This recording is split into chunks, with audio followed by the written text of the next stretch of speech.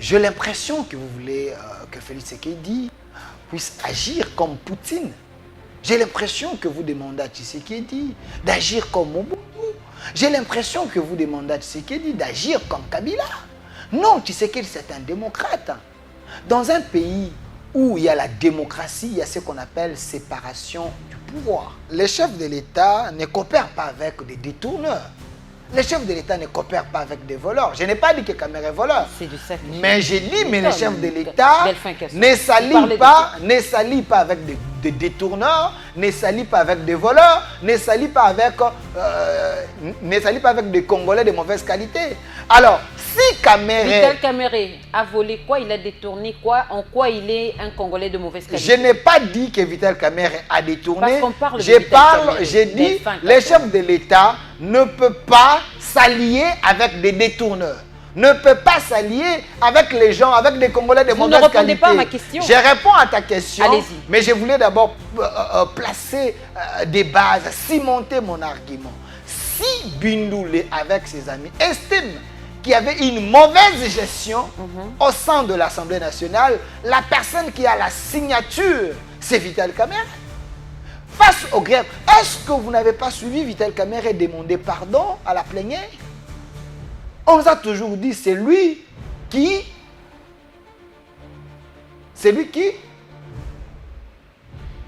demande pardon, s'accuse aussi. Parce que quand Vital Kamere demande pardon, en quelque sorte, sa conscience est chargée. On demande pardon pourquoi?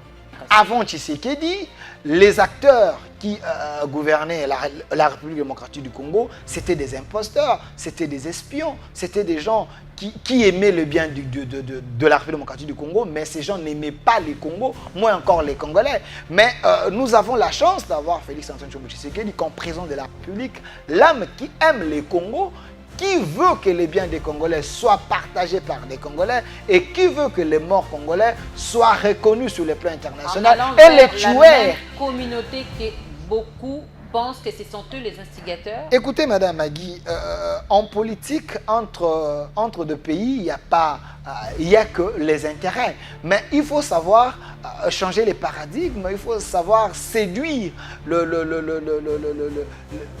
nos oppresseurs, leur faire comprendre que nous pouvons vivre ensemble avec nos richesses, avec vos moyens, avec votre technologie. Ce qui n'était pas le cas avant Tshisekedi. Parce qu'avant Tshisekedi, il y avait un complot complice. Rappelez-vous du régime de Kabila, les régimes des espions, les régimes des Rwandais, les régimes des sous-traitants ou des sous-traités, les régimes complices contre le Congo. Mais ces régimes-là n'ont pas le temps pour dire à la communauté internationale, regardez ce qui se passe au Congo. J'ai suivi la vidéo de Willy Michiki, qui est député national, l'ancien ministre, qui a dit que Kabila, avec ses amis, une fois au Congo, ils n'étaient pas là pour les biens des Congolais. Ils étaient là pour faire leur commerce. La preuve année, le Congo sous Kabila, le Congo était en déclin total, mais les pays amis de Kabila, les pays d'origine de l'ancien président Joseph et Kabila, ces pays étaient en train de prospérer. Comment le Rwanda peut aller de l'avant, les Congos sombraient? Donc il y avait un complice coupable. Mais quand Tshisekedi est venu au pouvoir, il a dit: je veux que les Congos se retrouvent, je veux que les Congolais gagnent. On nous a parlé d'un accord, oui, si cet accord existe ou si cet accord a existé, moi je dis merci à Tshisekedi. Parce que grâce à cet accord, Tshisekedi est en train de changer les Congos, même si les gens qui pensaient qu'ils pouvaient berner Tshisekedi avec un accord privé, je précise bien, avec un accord privé entre amis, mais Tshisekedi les a menti. Et ces mensonges, si cet accord existait, ces mensonges, moi je considère ces mensonges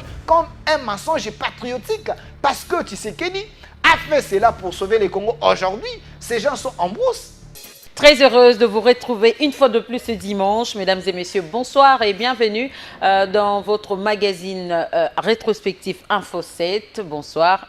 et bienvenue une fois de plus. Je suis avec Delphin Kassongo ce dimanche sur ces plateaux. Delphin Kassongo, il est analyste politique, mais surtout journaliste patriote. Il insiste. C'est le directeur général du magazine Au Centre Télévision. C'est avec lui que nous allons commenter l'actualité de la semaine. Delphin Kassongo, bonsoir et bienvenue. Bonsoir Madame Magui, et je suis l'homme le plus heureux. Parce que quand vous m'avez invité, vous m'avez dit Delphin, nous devons décrypter l'actualité de la semaine, je me suis dit, tout à fait, comme un journaliste et patriote, c'est un devoir que je dois vraiment accomplir et je suis là pour servir la nation. Journaliste patriote, pourquoi cette insistance, Delphin? Voilà, journaliste et patriote tout simplement parce que chaque Congolais a l'obligation d'aimer sa patrie, a l'obligation de défendre la patrie, a l'obligation de sensibiliser ceux qui sont dans la distraction. Un patriote a le devoir également de conscientiser les autorités afin qu'eux fassent leur tâche et que la population aussi puisse faire la tâche, soit accomplir sa part. Donc nous devons travailler en synergie entre les autorités, les dirigeants et les dirigés pour le bien de la République. Donc je suis là pour jouer ces rôles. Mais en venant ici, qu'est-ce qui vous a capté en premier lieu en roulant sur la ville de Kinshasa?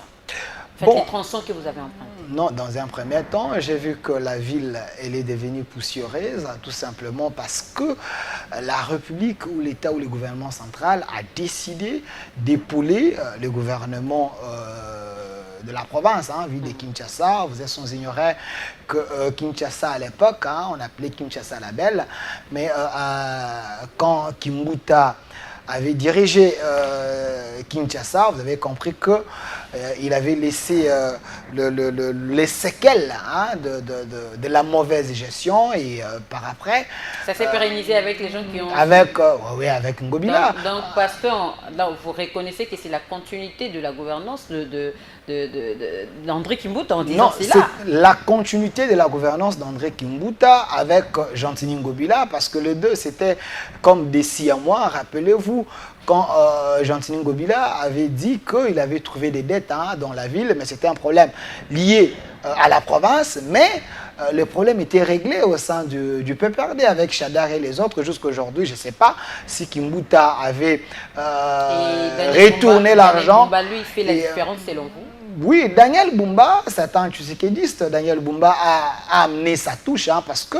Quelle touche, par exemple? Mais sa touche, parce que quand il a dit Kinshasa et Kobunga, pour les autres, les anciens gouverneurs, c'était des slogans, parce qu'ils savaient qu'avec des slogans, ils pouvaient bouffer un peu l'argent de la République et bouffer l'argent de la ville. Rappelez-vous, il y a eu des gens qui ont eu à payer des taxes pour... Vous sentez déjà sa le motocycliste, les chauffeurs, s'il vous plaît, on y a payé des taxes, mais jusqu'à aujourd'hui, il n'y a jamais eu les arrêts, et ainsi de suite. Cet argent, je ne sais pas si aujourd'hui, la justice peut ouvrir les yeux pour voir l'argent que les gens y ont payé sous Ngobila. Cet argent a servi à quoi? Mais quand Daniel Bumba vient, il vous dit Kinshasa et Kobonga, parce qu'il savait que lui, il est de l'UDPS. Mais avec les chefs de l'État, les deux, ils ont le même esprit pour aider Kinshasa, pour que Kinshasa puisse se transformer. La première année, vous avez suivi le gouvernement central, a donné au gouvernement provincial le premier paye, le premier soutien, c'était 40 millions. 40 millions et deuxième paye, c'est 43 millions. Au total, 83 millions pour soutenir le gouvernement provincial. Aujourd'hui, vous êtes en train de voir, Kinshasa est devenu un chantier partout parce que nous voulons changer Kinshasa, nous voulons changer des choses parce que les embouteillages, partout, il n'y avait plus de voies secondaires et parce que tout était à un état de délabrement avancé, il fallait qu'il y ait des gens capables, animés de l'amour de la patrie pour aider quand même ce Kinshasa à se transformer parce que nous voulons que Kinshasa bonga. Et que dire de la gestion des déchets, des fins Kassongo, puisque vous êtes en train de parler de la matérialisation de Kinshasa et Kobonga? Écoutez, la gestion des déchets, je ne suis pas trop spécialiste et par rapport à cette question. On parle de constat. Non, je ne suis pas spécialiste. Vous avez parlé de route. Je suis en train d'expliquer, comme journaliste et patriote, je ne suis pas celui qui connaît tout, mais je ne suis pas c'est lui qui maîtrise un peu l'environnement, mais je sais que cette question, si vous allez à Nimete, il y a les entreprises aujourd'hui qui prennent les déchets, les bouteilles, ainsi de suite pour les transformer. Mais ce que je note, c'est qu'il y a la volonté de mieux faire. Donc Kinshasa d'hier... Vous sentez la différence quand on parle de la salubrité, vous sentez la différence entre les deux époques?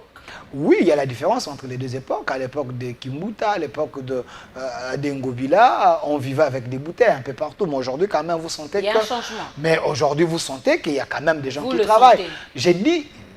Vous êtes Congolais, Congolaise, vous habitez ici à Kinshasa, vous circulez ensemble avec moi, vous voyez qu'il y a quand même la volonté, il y a les agents qui travaillent, qui ramassent ces déchets pour rendre la vie propre. Merci bien Delphin Kassongo. Nous allons prendre le premier dossier. Mesdames et messieurs, nous allons nous rendre à New York où le chef de l'État a appelé la communauté internationale à la reconnaissance du Génocos. Nous allons également prendre la réaction du général de la 22e région des brigades, Eddie Kapand, lui qui a fait couler encre et salive cette semaine avec cette déclaration, je cite, « On peut prendre partout, ou ils peuvent prendre partout, on parle des rebelles entre guillemets, sauf Katanga. Avec le Haut-Katanga, toute la RDC peut vivre. » On prend ces deux éléments, on se retrouve tout juste après.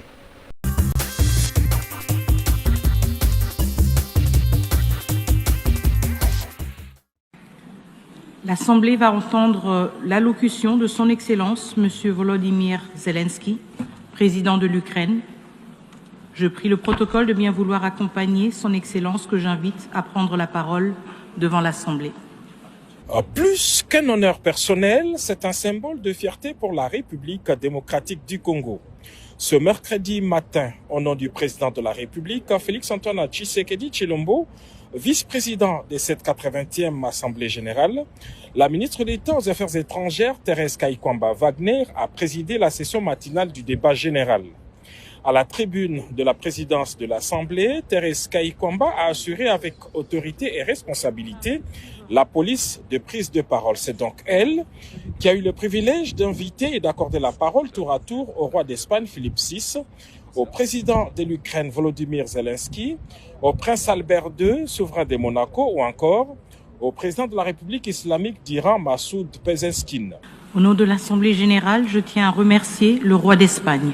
Cette image hautement symbolique et historique dénote non seulement de la montée en puissance de la RDC dans les concerts des nations, mais aussi et surtout du leadership visionnaire du président de la République, Félix-Antoine Tshisekedi Tshilombo, dans la reconnaissance de la compétence féminine congolaise. C'est aussi la preuve du respect et de la considération de la République démocratique du Congo au sein de cette institution. Dès janvier 2026, la République démocratique du Congo et son président seront au cœur de décisions du Conseil de sécurité des Nations Unies dans le cadre de la participation de la RDC en tant que membre non permanent du Conseil pour l'exercice 2026-2027. Décidément, la République démocratique du Congo a signé son grand retour. Dans ce contexte, entre autres, s'il y a la guerre à perpétuité chez nous, à l'Est, c'est à cause des minéraux. Or, le Congo, notre pays, a comme base économique et minière dans l'ex-Katanga que je commente sur le plan militaire.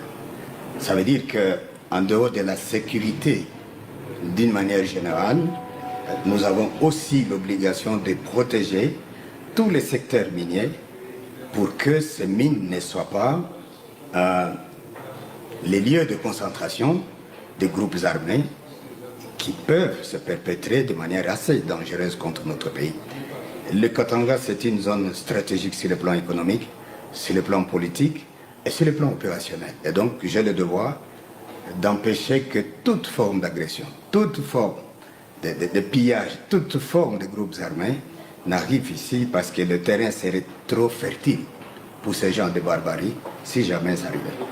Vous savez, notre pays est en guerre. Et la zone stratégique, c'est le Katanga. Toute la menace de l'Est pèse sur nous, de sorte que si nous n'arrivons pas à stopper la progression de l'ennemi du côté là où il se trouve, Ça veut dire que nous serons la première cible du canon de l'ennemi. Et nous veillons sur ça et nous pensons que ils peuvent prendre partout, mais tant qu'ils n'auront pas pris le Katanga, le pays vivra. Notre appel s'adresse à chacun des acteurs ici présents. Aux États, appuyer l'établissement d'un mécanisme international robuste de vérité et de qualification juridique des crimes, assorti de capacités d'enquête, de préservation des preuves et de coopération judiciaire. Aux organes des Nations Unies et aux organisations régionales, conjuguez vos efforts pour garantir la protection des civils aujourd'hui, la justice pour les victimes hier et des garanties crédibles de non-répétition demain. Aux institutions de justice, nationales, régionales, internationales, faites prévaloir la compétence et la complémentarité afin que nulle zone grise ne subsiste pour l'impunité. Et enfin, à la société civile, aux survivants et aux chercheurs, votre travail de documentation, de mémoire et d'accompagnement est la clé qui ouvre la porte de la reconnaissance et de la réparation. Nous vous rendons hommage. Ce combat n'est dirigé contre aucune communauté. Il est mené pour l'humanité. Reconnaître un génocide, c'est protéger l'avenir en refusant l'oubli et le relativisme. C'est aussi accepter que la paix ne se décrète pas. Elle se bâtit sur la vérité et la justice, dans l'esprit de la réconciliation, avec des mesures concrètes de réparation, de mémoire et de réintégration des victimes dans la vie sociale. En ma qualité de président de la République démocratique du Congo, je prends l'engagement de soutenir toutes les démarches sérieuses et crédibles visant à la reconnaissance des génocides commis sur notre territoire, à l'établissement des responsabilités et à la garantie pour les victimes de leur droit à la vérité, à la justice et à la réparation. Notre main reste tendue pour le travail commun, notre détermination demeure entière. Je forme le vœu, à la suite de Genève, que de New York s'élève une voix claire afin de ne pas oublier, ne jamais répéter, commencer à guérir. Que cette triple exigence irrigue l'action des institutions, inspire la coopération internationale et honore la mémoire de celles et ceux qui ne sont plus de ce monde et qui n'ont jamais que trop longtemps souffert de l'oubli ainsi que de l'indifférence. Je vous remercie.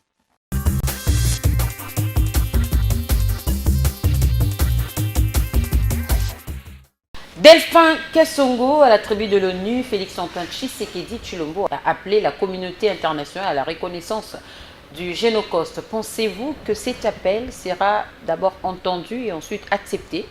Alors, madame, je n'ai pas besoin que tu puisses s'aimer des doutes, même aux gens qui sont en train de nous suivre, si l'appel sera entendu ou pas, du fait que le chef de l'État a parlé devant toutes les caméras du monde, aux Nations Unies, donc les gens l'ont écouté.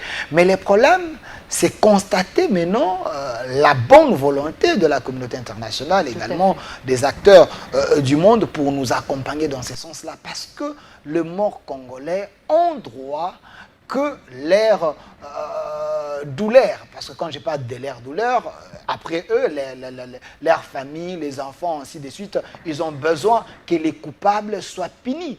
Si le Rwanda, avec peu de morts, le Rwanda est reconnu sur le plan international, il y a un génocide rwandais, et nous, avec plus de 12 millions de morts, je ne vois pas comment cette communauté internationale ne peut pas reconnaître notre génocide. Parce que le sang des Congolais, ce ne sont pas des sangs de bêtes, ce ne sont pas des sangs de chameaux, ce ne sont pas des sangs de poules. Donc, ils sont obligés de reconnaître notre génocide et aussi de faire en sorte parce qu'il faut dire qu'ils n'ignorent pas. Oui, parce que, mais c'est sous Tshisekedi que la communauté internationale a commencé à pointer du doigt les tueurs des Congolais. Parce qu'avant Tshisekedi, il y avait un complot complice contre la République. Parce que derrière ces tueurs, on voyait également la communauté internationale. Non, mais c'est ce que j'ai dit. Avant Tshisekedi, les acteurs qui gouvernaient la République démocratique du Congo, c'était des imposteurs, c'était des espions, c'était des gens qui aimaient le bien de la République démocratique du Congo, mais ces gens n'aimaient pas les Congos, moins encore les Congolais. Mais nous avons la chance d'avoir Félix Antoine Tshisekedi comme président de la République, l'âme qui aime les Congos, qui veut que les biens des Congolais soient partagés par des Congolais et qui veut que les morts congolais soient reconnus sur le plan international. Et les tueurs... La même communauté que beaucoup pensent que ce sont eux les instigateurs. Écoutez, Madame Magui, en politique, entre deux pays, il n'y a que les intérêts. Mais il faut savoir changer les paradigmes, il faut savoir séduire nos oppresseurs, leur faire comprendre que nous pouvons vivre ensemble avec nos richesses, avec vos moyens, avec votre technologie. Ce qui n'était pas le cas avant Tshisekedi. Parce qu'avant Tshisekedi, il y avait un complot complice. Rappelez-vous du régime Kabila, les régimes des espions, les régimes des Rwandais, les régimes des sous-traitants ou des sous-traités, les régimes complices contre le Congo. Mais ces régimes-là n'osaient pas le temps pour dire à la communauté internationale, regardez ce qui se passe au Congo.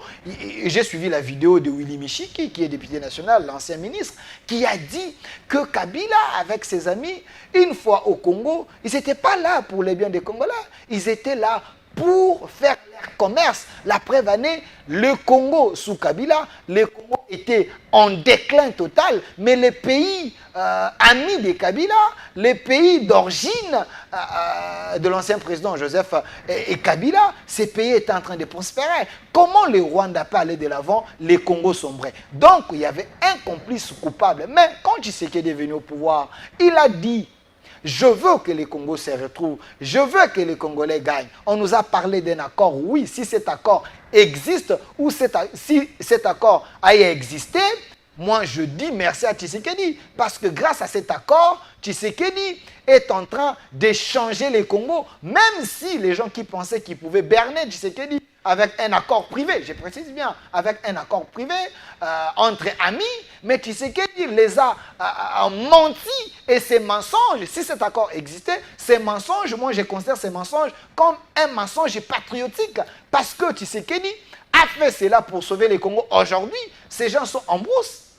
Ces gens sont en train de circuler un peu partout dans le monde pour dire que Tshisekedi ne respecte pas les accords. Je pars dans l'hypothèse que si cet accord existait, parce que cet accord n'avait pas engagé les Congos, n'avait pas engagé la République, c'était un accord entre les individus. Aujourd'hui, le Congo est sur les rails, Tshisekedi est en train de faire le nécessaire. Tshisekedi est allé auprès des receleurs, parce qu'il faut considérer cette communauté internationale comme des receleurs, parce qu'il y avait les voleurs, les clans Kabila, ces gens-là volaient les richesses du Congo, prenaient les minéraux du Congo, prenaient les biens du Congo, allaient les vendre ailleurs. Rappelez-vous l'épisode Bisselele, qui était parti au Rwanda pour dire que Kagame a un cahier des charges. Nous pouvons travailler ensemble, lui il a un cahier des charges, nous avons des richesses. Mais parce que Kabila s'est fié à Kagame qui était son mentor pour vendre les richesses du Congo. Et d'ailleurs, même les richesses du Congo sortaient, c'est Kagame qui mettait les prix, qui prenait les dividendes, le Rwanda avançait, mais le Congo était en train de sombrer. Mais quand Tshisekedi est venu, il est allé auprès des resellers, parce que les États-Unis, la France, l'Union européenne, les Qatar,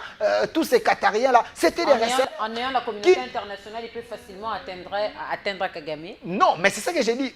J'ai dit, d'abord, quand Tshisekedi est allé voir les resellers, leur dire: la personne qui vous vend le bien du Congo, ce n'est pas lui le propriétaire.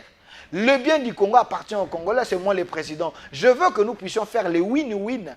Vous gagnez, nous aussi nous gagnons, pour éviter que les sangs des Congolais coulent. Ces gens ont compris, parce qu'aujourd'hui, si ces gens n'avaient pas suivi la voie de Tshisekedi, le monde entier allait savoir que c'est eux qui tuent les Congolais. Parce que madame, vous avez les téléphones, vous avez l'iPhone, nous avons des téléphones. C'est avec les sons des Congolais. Mais Tshisekedi a amené cette diplomatie qui était absente sur le plan international. qui était une diplomatie faible, mais sous Tshisekedi, la voix de la RDC a été entendue. On les a conscientisés, arrêtez d'acheter ces minerais de sang et les Congolais sont en train de mourir. Aujourd'hui, la preuve année, vous êtes sans ignorer les Qatariens, les gens qui vivaient sans loi, qui achetaient même les choses du vol, mais aujourd'hui, ils sont en train de faire la médiation pour que ces voleurs arrêtent de tuer des Congolais. Les États-Unis, la grande puissance, rappelez-vous à l'époque, on disait que le Rwanda, c'est l'enfant chéri des États-Unis. Aujourd'hui, vous voyez, le problème de la RDC est sur la table et dans les salons de la Maison-Blanche, même le président américain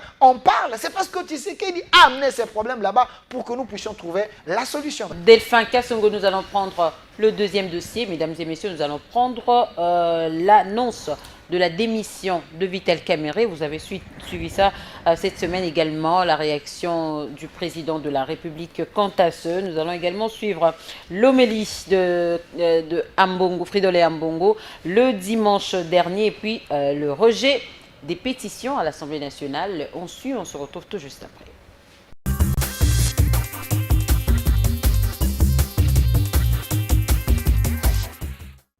Ici, combien de pauvres ne sont-ils pas sacrifiés sur l'autel des ambitions politiques ou économiques de puissants?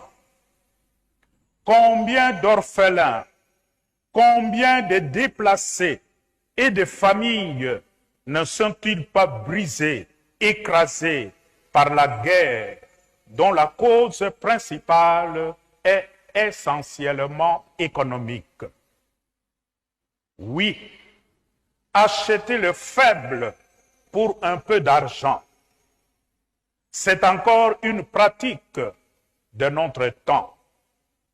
Même beaucoup de ceux qui sont censés représenter le peuple et qui prétendent parler au nom du peuple se demandent chaque fois à quand la rentrée institutionnelle pour augmenter nos salaires, pour négocier de nouveaux véhicules et avantages, pour truquer le jeu afin de nous maintenir au pouvoir. Ainsi, le peuple est vraiment abandonné à son triste sort et complètement anéanti.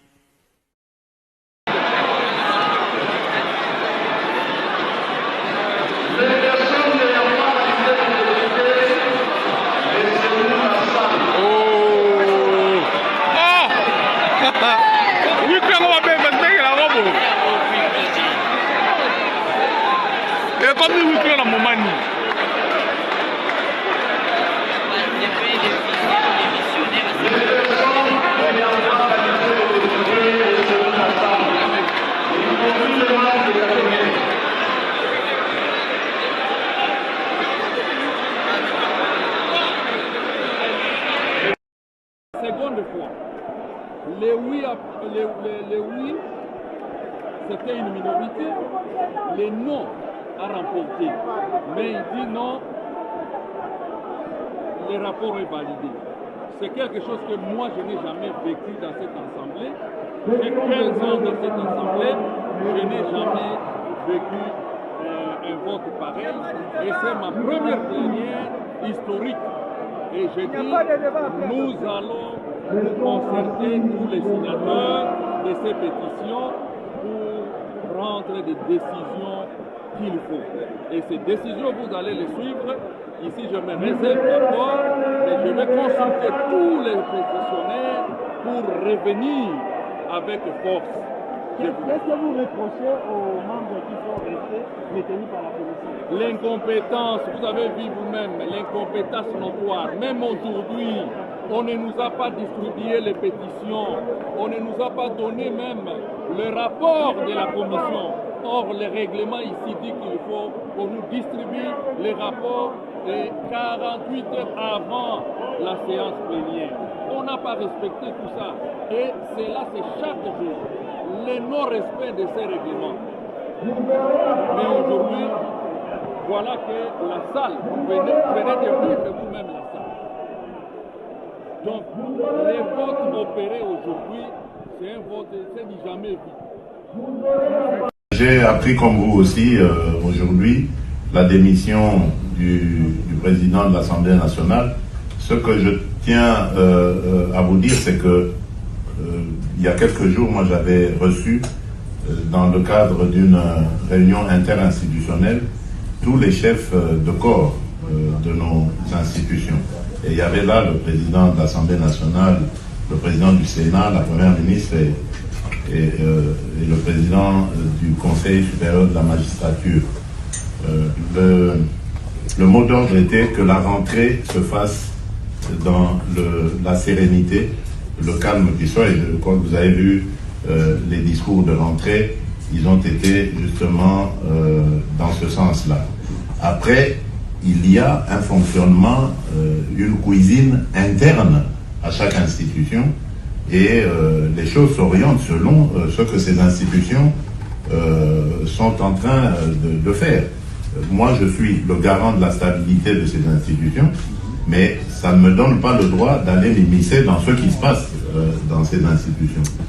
S'ils ont décidé de défier leur président, c'est leur cuisine interne. Mon rôle à moi est de voir les droits de tout le monde sont respectés et que l'institution elle-même, sa stabilité est sauvegardée. C'est ce qui m'importe. Quant à savoir quelles seront les relations, votre question était de savoir si nous sommes toujours alliés, partenaires, bien sûr. En tout cas, sauf si maintenant, M. Vital Kamerhe en décide autrement, mais je ne vois pas pourquoi, parce que je ne suis pas à la base justement de sa démission, ni de ses problèmes. Je ne vois pas pourquoi il va vouloir me tourner le dos. Je n'y suis pour rien. Donc, je continue à le considérer comme un allié, comme un frère, et jusqu'à ce que il en sera autrement, mais c'est pas à moi en tout cas de le dire à ce stade.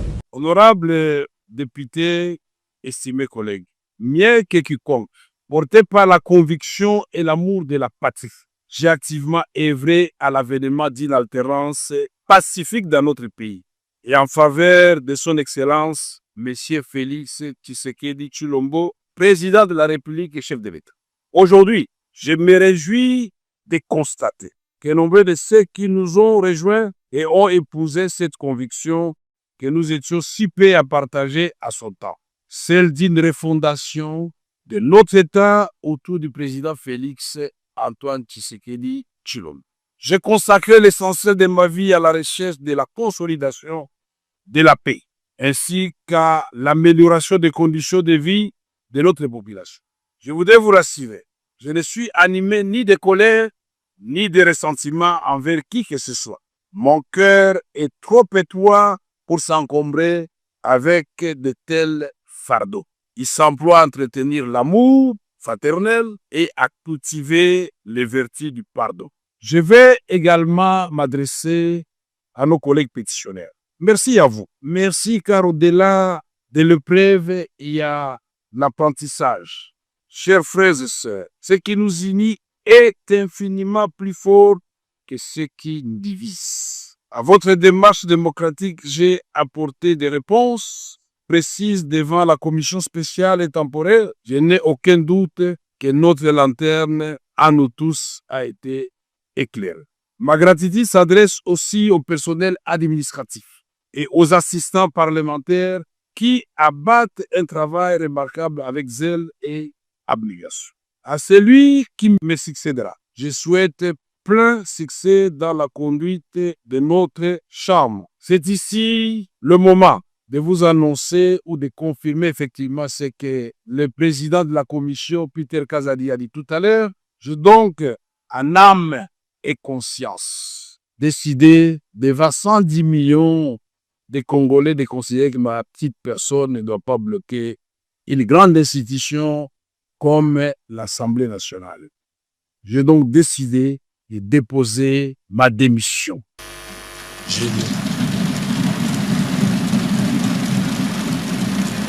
Que l'Éternel, Dieu des armées, miséricordieux, accorde la sagesse, la force nécessaire à celui qui va me succéder pour relever ces grands défis Je vous invite, vous tous, à lui apporter tout votre soutien. Enfin, un mot pour notre jeunesse parlementaire, pour laquelle nous avions institué désormais un réseau de jeunes. Chers jeunes députés, vous êtes à la fois le présent et l'avenir de notre nation. Soyez toujours conscients de cette responsabilité. Ne commettez pas nos erreurs. Travaillez avec acharnement et discipline. Vivez pour l'histoire, chers jeunes.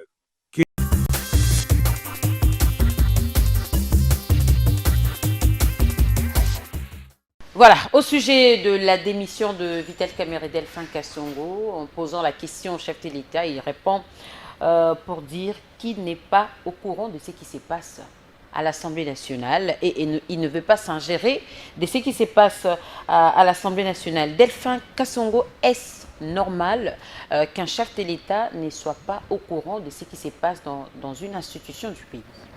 Madame Magui, j'ai l'impression que vous ne voulez pas que le chef de l'État puisse rester dans les normes de la démocratie. Ne pas être au courant. J'ai l'impression que vous voulez que Félix Tshisekedi puisse agir comme Poutine. J'ai l'impression que vous demandez à Tshisekedi d'agir comme Mobutu. J'ai l'impression que vous demandez à Tshisekedi d'agir comme Kabila. Non, Tshisekedi c'est un démocrate. Dans un pays où il y a la démocratie, il y a ce qu'on appelle séparation du pouvoir. Alors, l'Assemblée nationale, c'est une institution, c'est la deuxième institution importante de la République démocratique du Congo. Et ce qui se passe dans cette deuxième institution de la RDC, le chef de l'État dit ne pas être au courant. Vous trouvez ça normal? Avant que le chef s'envole pour aller à New York, le chef avait reçu les chefs d'institution. Il avait organisé une réunion interinstitutionnelle. Il avait communiqué un message à tout ce président des chefs des corps qu'il veut que les institutions soient stables, que la rentrée parlementaire soit vraiment puisse être dans de bonnes conditions. Rappelez-vous, Kamerhe avait même la parole pour parler. Donc maintenant, ce qui se passe à l'interne, ce qui se passe dans l'Assemblée nationale, c'est une gestion interne. Les chefs de l'État, selon la Constitution, il n'est pas redevable devant le Parlement. C'est la Première ministre ou c'est la chef du gouvernement. Comment vous voulez qu'il puisse s'ingérer au problème de l'Assemblée nationale? Si vous voulez que les chefs... Ne pas s'ingérer, c'est une chose, ne pas être au courant, en est une autre. Non, non, être au courant de ce qui se passe dans l'Assemblée nationale, et il peut avoir raison parce que c'est les problèmes de députés nationaux. C'est les problèmes de députés de la République. Il y a 500 députés là-bas avec leur président.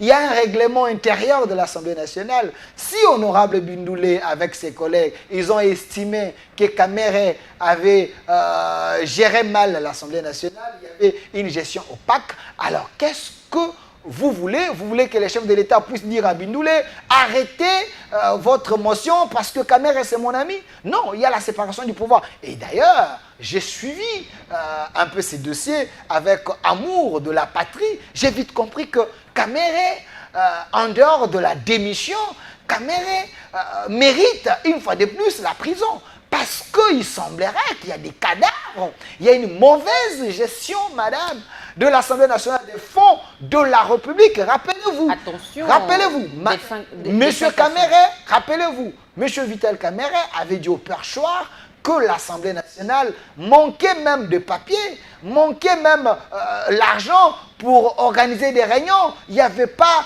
l'argent. Mais monsieur Doudou Fomba, le ministre de Finances, il était venu au Parlement pour dire c'est faux, je n'ai pas la dette de l'Assemblée nationale. Alors Bindoulé nous a aidés avec une liste qui reprend tous les mois que l'Assemblée nationale a reçu sa dotation, l'argent. De quel argent que Kamerhe parlait? Maintenant cet argent, si le bureau Kamerhe a mal géré cet argent, vous voulez que les députés ne puissent pas soulever une motion contre lui parce que c'est Kamerhe? Vous avez suivi les déroulements du traitement de ces pétitions. Bon, bien avant, parlons d'abord de cette démission de Vital Kamerhe. Vous pensez qu'il a compris qu'il n'avait plus le soutien du chef de l'État? C'est pourquoi il en a tiré toutes les conséquences en déposant sa démission avant d'arriver au traitement. Les chefs de l'État ne coopèrent pas avec des détourneurs. Les chefs de l'État ne coopèrent pas avec des voleurs. Je n'ai pas dit que Kamere est voleur. C'est de ça que mais j'ai dit, mais les chefs de l'État ne s'allient pas avec des détourneurs, ne s'allient pas avec des voleurs, ne s'allient pas avec des Congolais de mauvaise qualité. Alors, si Kamere... Vital Kamere a volé quoi? Il a détourné quoi? En quoi il est un Congolais de mauvaise qualité? Je n'ai pas dit que Vital Kamere a détourné. J'ai dit, les chefs de l'État ne peuvent pas s'allier avec des détourneurs, ne peuvent pas s'allier avec les gens, avec des Congolais de mauvaise qualité. Vous ne répondez pas à ma question. Je réponds à ta question, mais je voulais d'abord placer des bases, cimenter mon argument. Si Bindoulé, avec ses amis, estime qu'il y avait une mauvaise gestion au sein de l'Assemblée nationale, la personne qui a la signature, c'est Vital Kamere. Face aux grèves, est-ce que vous n'avez pas suivi Vital Kamere demander pardon à la plénière? On nous a toujours dit, c'est lui qui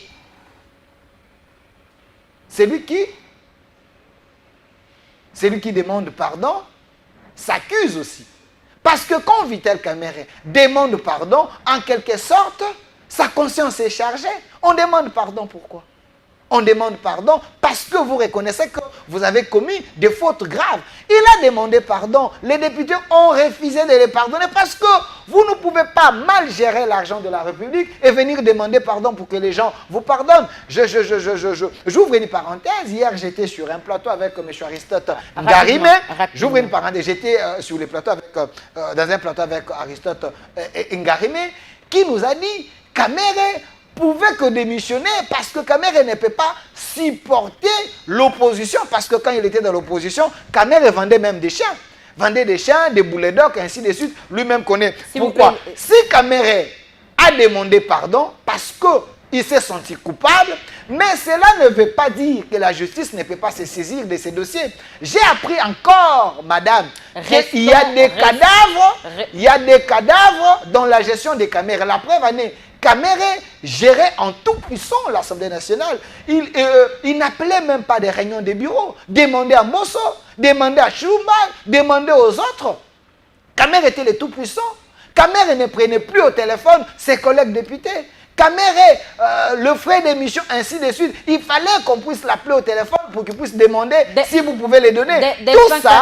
Tout ça, les députés ont vite compris que ce monsieur, c'était une mauvaise personne et autre chose, Vital Kamere n'était plus dans la vision du chef de l'État parce que sur le plan de la diplomatie, la diplomatie gouvernementale, la diplomatie présidentielle et la diplomatie parlementaire ne marchaient plus de pair parce que Vital Kamere avait un autre discours. Rappelez-vous quand il avait reçu le ministre des Affaires étrangères belge, Kamere avait dit autre chose, contrairement à ce que le chef de l'État dit matin, midi, soir. Déjà, entre ces deux personnes, entre ces deux institutions, la vision était différente. Kamere travaillait pour d'autres personnes et non pour des Congolais. C'est vous qui le dites. Delphin Kassongo, vous avez suivi avec moi le traitement des pétitions. On avait visé 5 membres, 2 ont déposé leur démission, 3 ont été sauvés.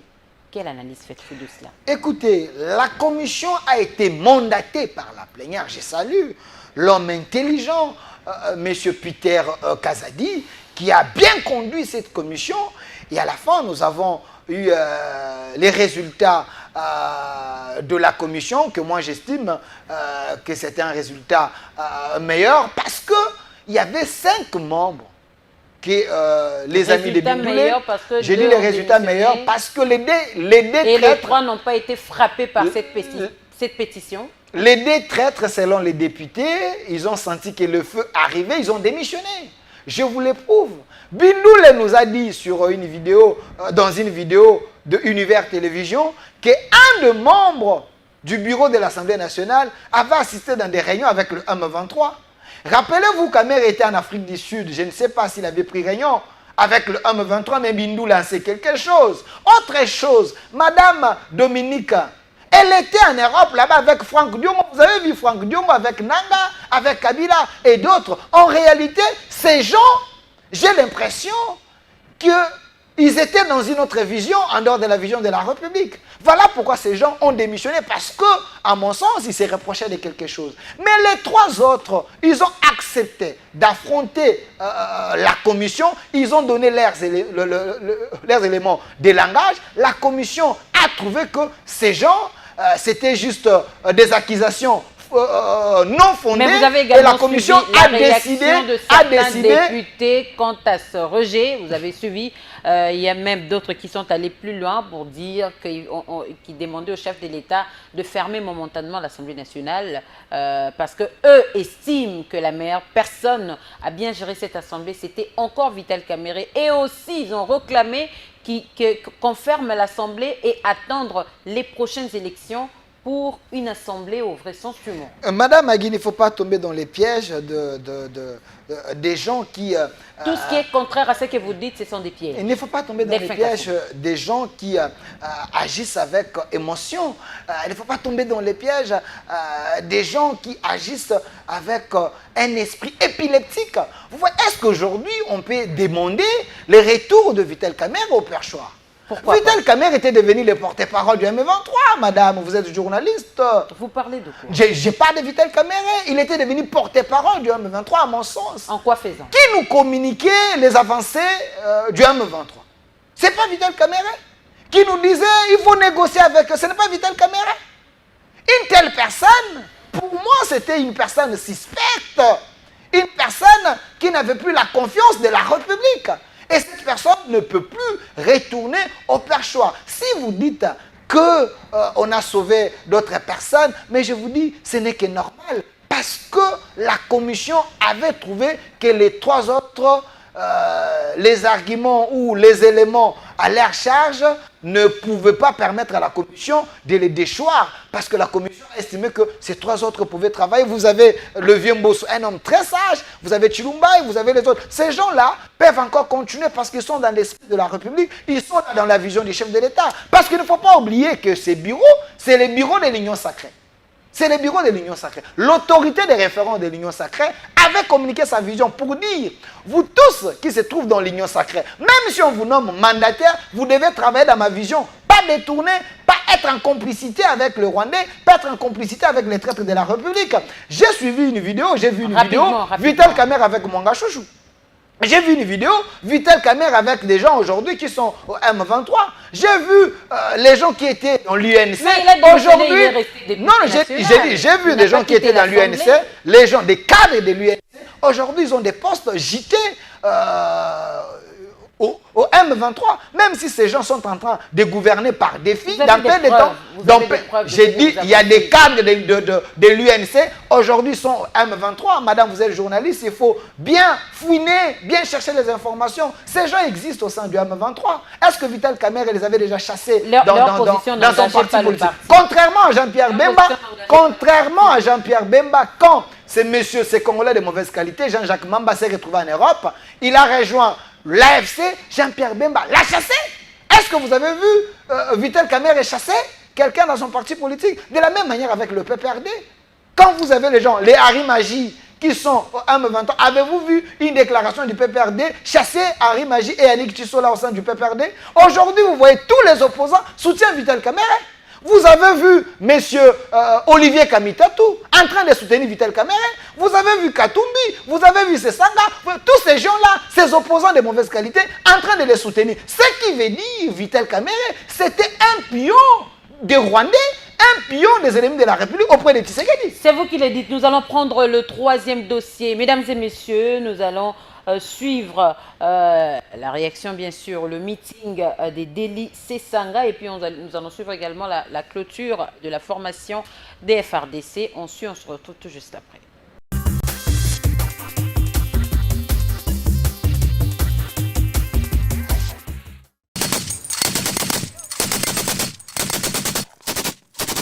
Le commandant de la première zone de défense des forces armées de la République démocratique du Congo, le général-major Chico Chitambwe Jérôme, a présidé ce mercredi 24 septembre 2025 l'exercice des fins de formation du bataillon Léopard au bivouac situé à l'aérogare de Lukando dans la ville d'Eboma. Avant le début des manœuvres, le major Kivula, commandant du bataillon Léopard, a présenté le déroulement de l'exercice sur bac à sable, une étape tactique permettant de visualiser la stratégie déployée. L'exercice de nature offensive a mobilisé l'ensemble des armes d'appui dans le but de familiariser les recrues avec les différents équipements de combat. Les bataillons Léopard évoluent selon une organisation quaternaire, articulée autour de 3 compagnies fusilières et d'une compagnie état-major service. Cette structure permet une meilleure coordination entre les unités de combat et les services de soutien. Peu avant le début de l'exercice, le contre-amiral Ngoy Ejid, commandant du centre d'instruction de Kitona, a présenté au général de brigade Douni Akashindi Fabien, chef du département training de l'état-major général, l'état des lieux du bivouac et les conditions de déroulement de la formation. À l'issue de la cérémonie, la délégation conduite par le général-major Chico Chitambwe s'est dirigée vers la base militaire de Kitona. Mboko yo eza mboka na biso baso eza mboka bapesi moto moko te na tata na ye to na mama na ye. Est-ce que tozoyokana? Mboko yo ezali ya biso baso yokola ye azoboya dialogue tozoloba na ye boye ye etikali ye 1180 jours tozobanda kotanga mikolo. Est-ce que bozoyokanga malamu? Tokotangele mokolo moko moko 1180 jours nde oyo etikali ye manda na ye esila. Guerre ya est toyokana malamu. Bunagana esali lelo mbula misato. Bunagana esali mbula boni. Goma esali 8 mois. Nayokaki mutu moko alobaki escarmouche. Boyebi yedi? Escarmouche, moindre escarmouche. Boyebi yedi? Est-ce que na moindre escarmouche babimaki? Te. Est-ce que abimi? Te. Mukolo wana nalobaki nalandi ye mokolo Goma ekweyaki. Alobi akosala riposte vigoureuse. Boyebi alobaki yango na lopoto riposte vigoureuse. Boyebi vigoureuse elingo loba nini? Boyebi vigoureuse elingo loba nini? Naloba namanyola vigoureuse elingi koloba na lingala bopikiliki elingi koloba bango babeti biso mpe tokobeta na bopikiliki nyonso. Me nakotala nakomona te na makambo ya leta na makambo ya bitumba bopikiliki wana namoni yango te. Eza pasi mingi lelo jeune na kati ya Congo atikala opele na misala mibale. Boyebi yango? Boyebi yango? Mosala ya liboso ezali komema tukutuku abengi yango weo. Ozala licencié, ozala gradué, bapara bamoni pasi mosala eza te kaka tukutuku to mpe wewe. Wewe yango mpe tondi mboka mobimba. Mais problème ya transport eza kaka. Boyebi mosala mibale oyo batikeli biso awa na Tshisekedi na bato na ye mpona bajeune ezali winner. Lelo nakoma komona bajeune batikala kaka 21 à 20. Donc c'est un processus complexe et nous avons mis en place, le plus important, c'est que nous avons mis en place de nombreux mécanismes entre les deux parties. Et là, je parle de la République démocratique du Congo et du Rwanda, mais aussi entre le mouvement 23 mars et la République démocratique du Congo. Ils viennent tout juste, nous avons annoncé il y a quelques semaines, ou peut-être plus, peut-être un mécanisme d'échange de prisonniers entre le M23 et le gouvernement de la RDC. En fait, ce matin même, j'ai eu le privilège de rencontrer le chef du Comité international de la Croix-Rouge, car cet accord est entre le mouvement du 23 mars et le gouvernement de la République démocratique du Congo, mais il est facilité par le Comité international de la Croix-Rouge. Et cela a été conclu à Doha. Donc il y a de bonnes avancées et de bons progrès qui se produisent à Doha. Nous avons donc d'abord eu la déclaration de principe. Ensuite, nous avons eu cet échange de prisonniers et nous travaillons également sur un certain nombre de mesures de renforcement de la confiance.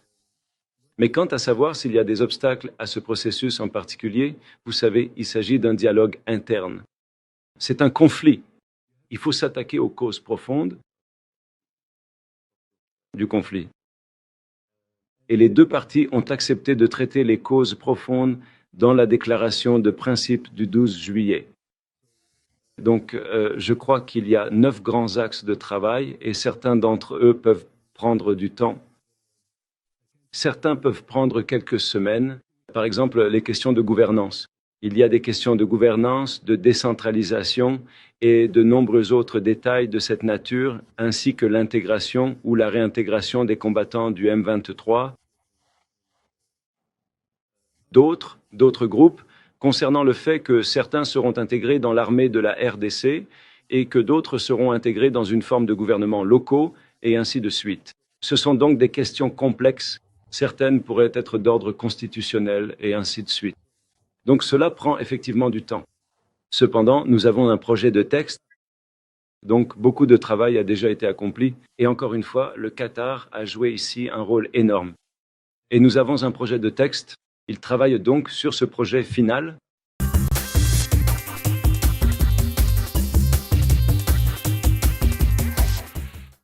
Delphin Kassongo, vous venez de suivre avec moi le meeting ou échange populaire d'Élie Sesanga avec la population ou le membre de son parti politique. 1180 jours qui restent à Félix-Antoine Tshisekedi Tshilombo pour en finir avec son mandat. Est-ce qu'il a menti? Il n'a pas menti, mais c'est un Congolais de très très très mauvaise qualité. Finalement, tous les Congolais sont de mauvaise qualité quand ils ont un avis contraire à vous. Hein, Monsieur Sesanga, pourquoi je dis que c'est un Congolais de mauvaise qualité? Quand vous les regardez, vous voyez même son style. C'est le style de Kabila. Aujourd'hui, Kabila a déjà rasé les barbes, mais c'est Sesanga qui est en train de suivre parce que c'est des anciens rebelles.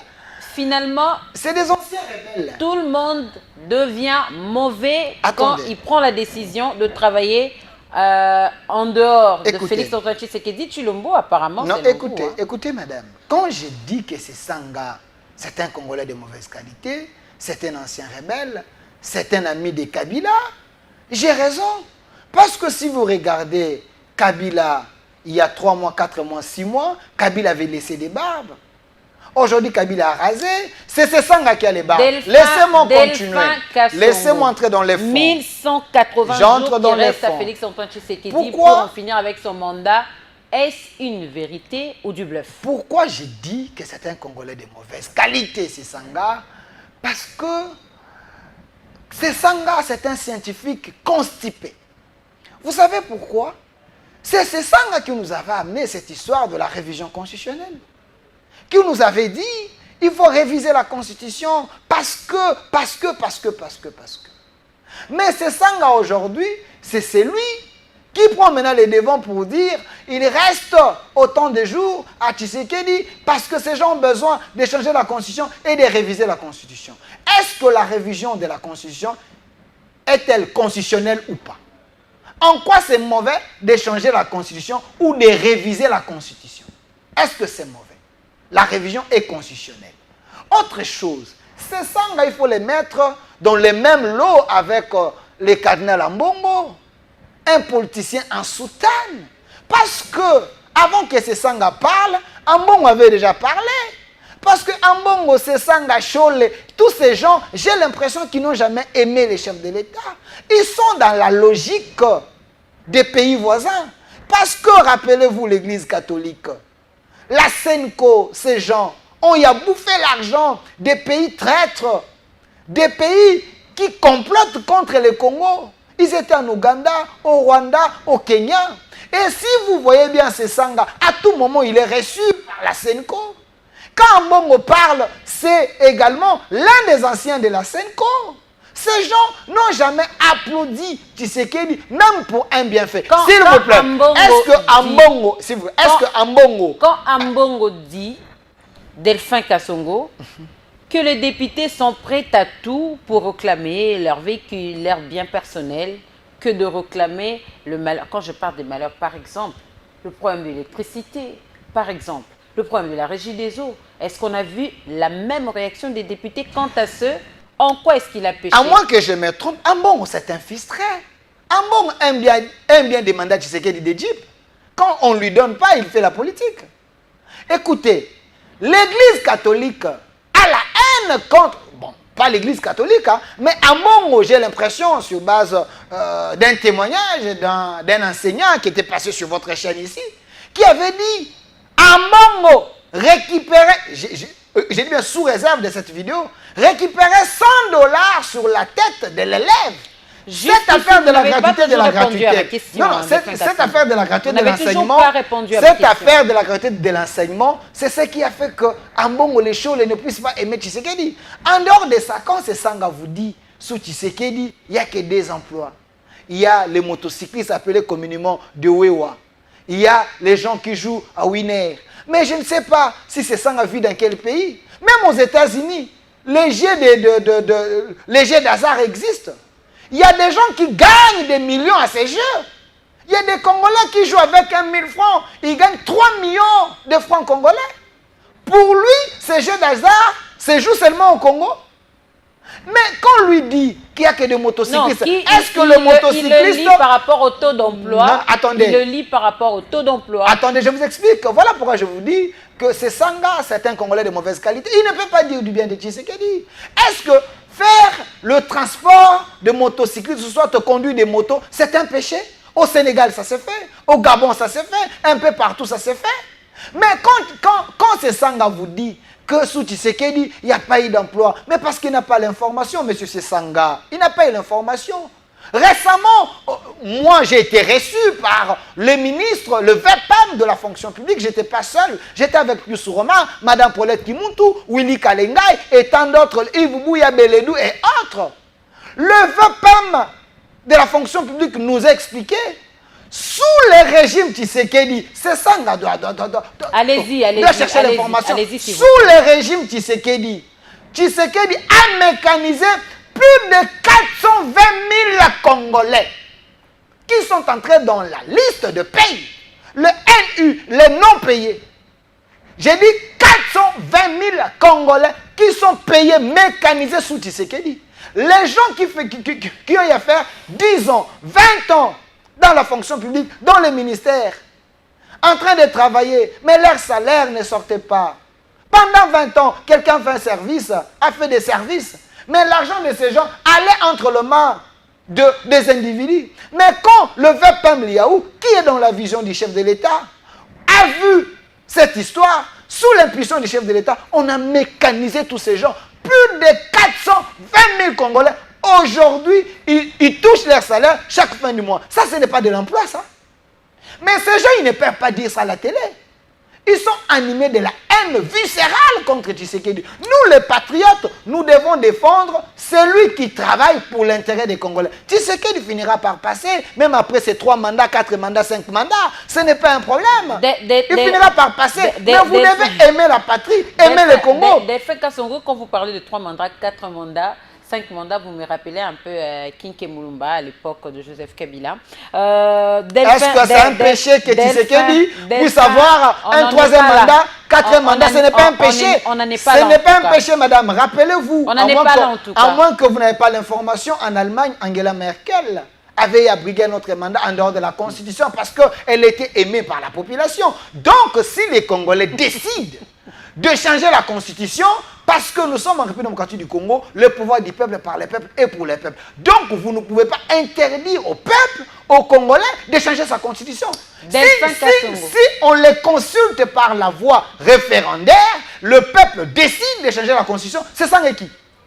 Et si le peuple décide le contraire? Mais le peuple ne peut pas décider le contraire parce que sous Tshisekedi, ils sont en train de voir que le Congo est en train de retourner à la place internationale, de retourner dans les scènes, de récupérer son âme. Delphin Kassongo, comment jugez-vous cette proposition du Conseil spécial de Donald Trump par rapport à la négociation M23 gouvernement congolais? Alors, Madame Magui, apparemment, j'ai vu sur la toile, hein, les gens sont en train de s'inquiéter sur ce que M. Boulos a dit. Mais en réalité, M. Boulos, il était émotionné. Nous, en communication, on nous a toujours dit, mais devant la caméra, à un moment, tu peux te perdre. Mais il faut rester dans le fond, dans l'esprit. La parole de Boulos, ce n'est pas l'accord signé entre la RDC et le Rwanda. Parce que dans cet accord de principe, on avait dit ceci: l'intégrité de la RDC n'est pas négociable. Dans cet accord, c'est bien écrit que dans l'armée, les gens qui peuvent retourner dans notre armée, il y aura une commission qui va traiter les dossiers de ces individus cas par cas. Donc quand vous leur dites, il faut qu'il y ait l'intégration du M23 dans l'armée congolaise, il n'a pas fauté.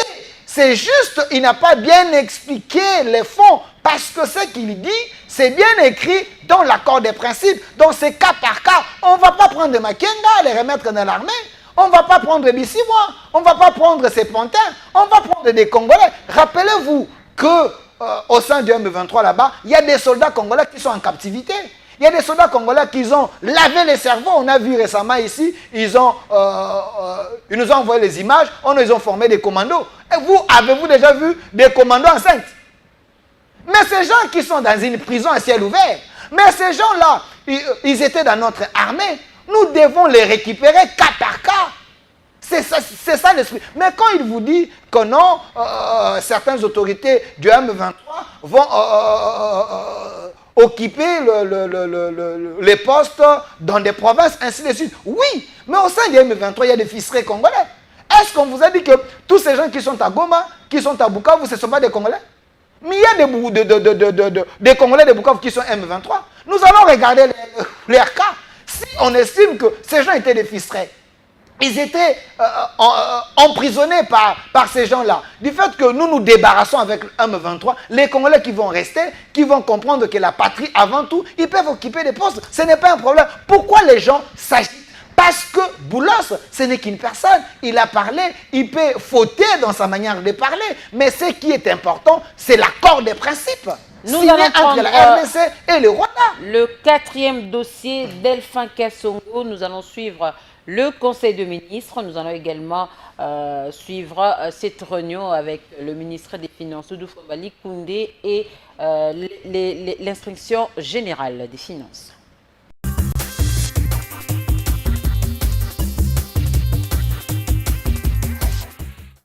De l'appréciation du franc congolais et de l'accroissement de la masse salariale.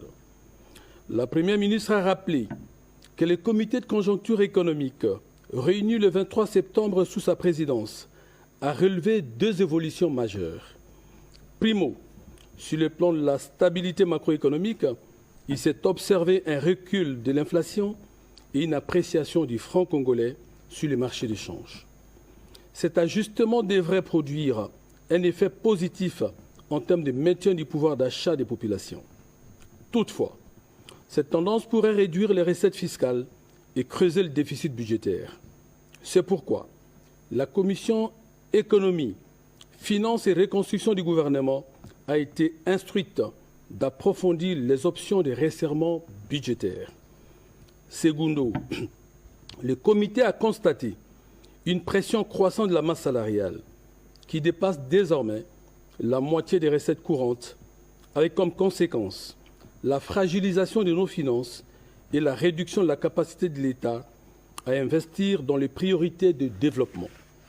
C'est pourquoi, a-t-elle indiqué, le comité de conjoncture économique a décidé de faire du contrôle rigoureux des effectifs un axe central des disciplines budgétaires, à travers la fusion et la poursuite sans interruption des opérations de contrôle menées par les ministères en charge respectivement de la fonction publique et du budget.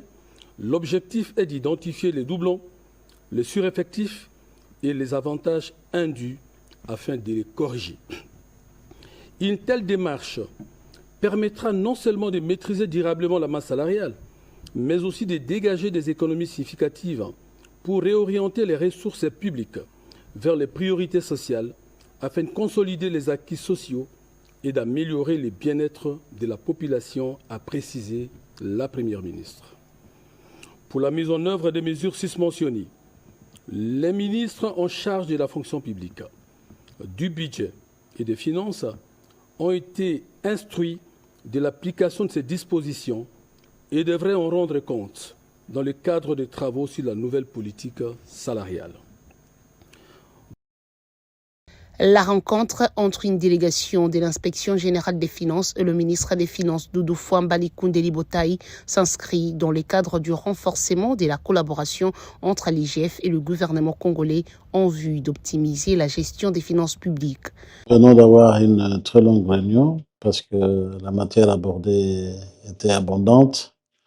Cela entre dans le cadre de la collaboration qui existe entre l'Inspection générale des finances et le gouvernement en général, et le ministère des Finances en particulier. Vous savez, notre champ d'action, ce sont les finances publiques. Et il va de soi que nous puissions nous réunir de temps en temps avec le ministre qui a la charge de gérer les finances publiques. Et aujourd'hui, il était question d'échanger sur un certain nombre de constatations relevées par l'Inspection générale des finances dans ses missions d'encadrement qu'il y a au niveau des régies financières, au niveau de la chaîne de la dépense et au niveau d'autres entités à impact sur les recettes et les dépenses. Donc, sur ce sujet que ça a porté, et il y a des réunions régulières qui vont continuer à se tenir trimestriellement selon ce qu'on a convenu, de manière à ce qu'on puisse faire régulièrement le point sur la mobilisation des recettes et la rationalisation des dépenses, et voir dans quel secteur ou dans quel sens l'Inspection générale des finances peut venir en appui. À l'issue de cette séance de travail, l'inspecteur général Christophe Bitassimwa a rappelé le rôle central de l'IGF dans l'amélioration de l'efficacité et de la transparence dans la gestion des finances publiques. À l'issue de cette session de travail, Albert Zefak, directeur des opérations de la Banque mondiale pour l'Angola, le Burundi, Sao Tomé et Principe, ainsi que la RDC, a exprimé sa satisfaction au regard du caractère constructif de l'échange. Face à la presse, l'hôte de Doudou Fwamba a fait savoir qu'il était question d'identifier certaines difficultés de la collaboration entre la Banque mondiale et la RDC, mais également voir comment accélérer avec la mise en œuvre des réformes dont les résultats seront suivis d'un appui budgétaire. Des assemblées annuelles d'octobre pour effectivement, avec son Excellence Monsieur le Ministre, identifier tous les écueils qu'il y a sur le chemin d'ici à Washington, mais aussi identifier des points où nous pouvons approfondir cette collaboration et s'assurer effectivement qu'on mobilise plus de ressources pour la République démocratique du Congo. Nous avons également discuté de la nécessité d'accélérer la mise en œuvre des réformes. Vous savez, dans le cadre de l'appui budgétaire d'$1 milliard en 2 tranches que la Banque mondiale met à la disposition, nous devons redoubler d'efforts pour pouvoir accélérer la mise en œuvre de ces réformes. La mobilisation des ressources est un enjeu majeur pour la concrétisation des projets d'envergure. Le directeur des opérations de la Banque mondiale en RDC a mis l'accent sur l'importance des fonds nécessaires et la réalisation des projets structurants tels qu'Inga et le corridor de Lobito.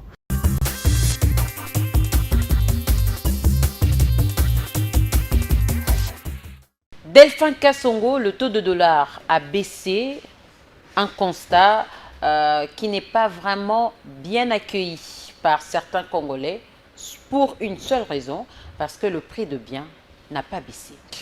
Madame Magui, je vous supplie Bien de encore, première nécessité. Hein.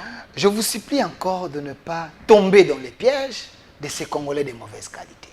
En réalité, je ne sais pas si ces gens veulent quoi. Rappelez-vous, au moment de la campagne, partout le chef de l'État passait, ces gens étaient en train de dire « Eh, dollar et kitae, eh, dollar et kitae ». Aujourd'hui, les dollars... et kiti, biloko et kiti. Mais non, mais les gens ne comprennent pas. Dollar et kiti, on sent la il y a perte une d'un conséquence... côté, mais pas de l'autre côté. Non, il y a une conséquence positive, madame. La personne qui avait chez lui 100 000 francs, il apprend que dollar aujourd'hui, c'est à 26 cents. Quand il sort avec 26 000 francs, il part dans une boutique, il trouve un sac à 10 $.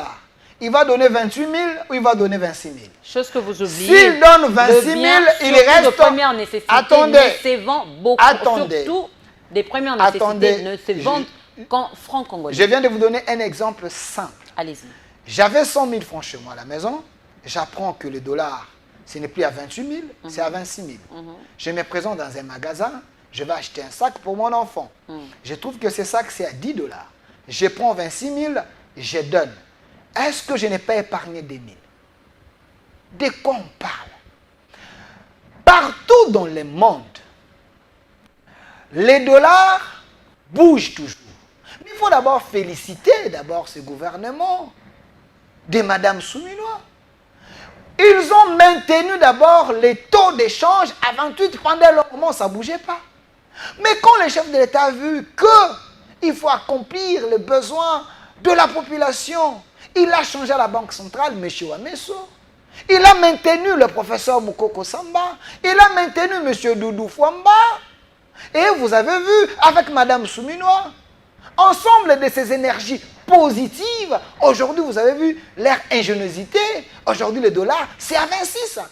C'est à féliciter. Mais les gens qui disent qu'ils ne sont pas contents, ils ne sont pas contents pourquoi? Parce que vous dites que les produits de la première nécessité, vous dites que les produits de la première nécessité est maintenu. Mais non, mais le problème, c'est la FEC. Le problème, c'est ces commerçants qui aiment gagner plus sur la tête des Congolais. Parce que le professeur Moukoko Samba avait fixé des prix avec eux. Mais ces gens, ils ont des stocks un peu éparpillés. Ils sont en train d'énerver même les lois de la République. Il y a même une décision que ces gens ne peuvent plus vendre en détail. La décision existe, mais ces gens défient l'État.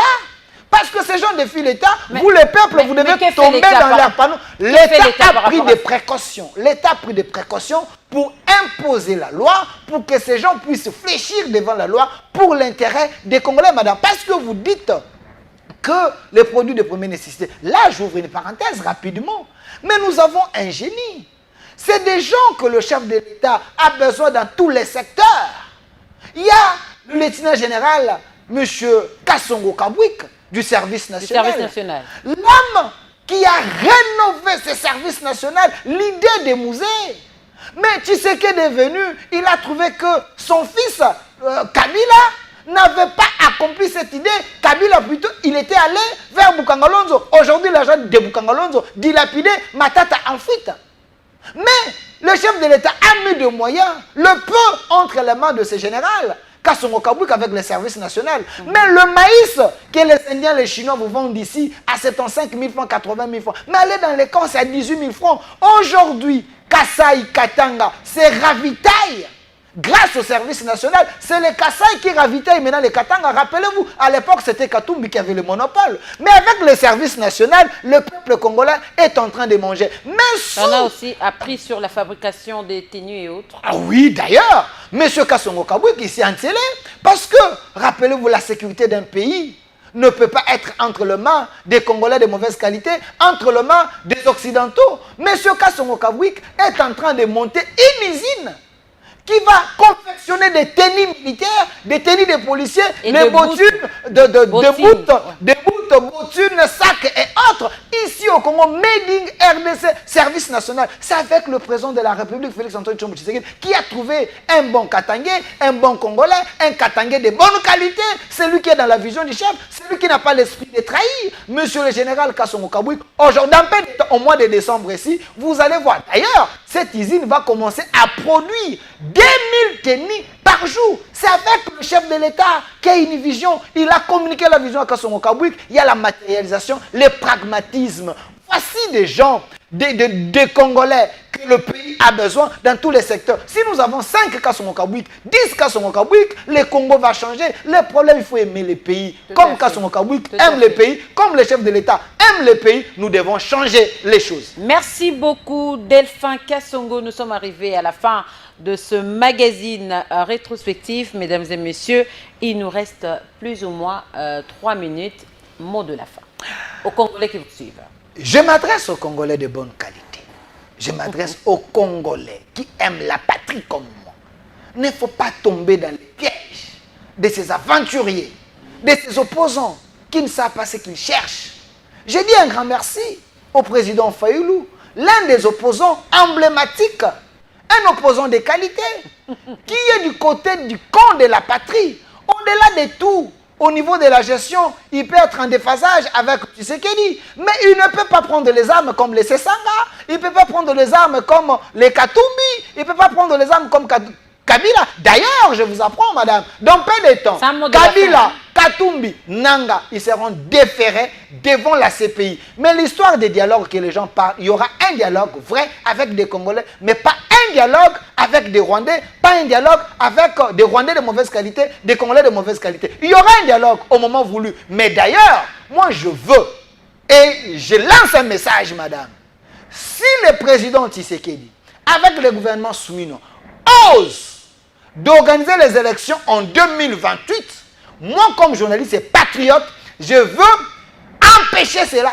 parce que ce serait de l'injustice totale. Vous demandez au président de la République de ne pas organiser les élections en 2028. Pas la dictature, pas la dictature. Parce qu'il faut respecter le mandat. Non, qu'il ne devienne pas un dictateur. Vous lui demandez de ne pas respecter le mandat,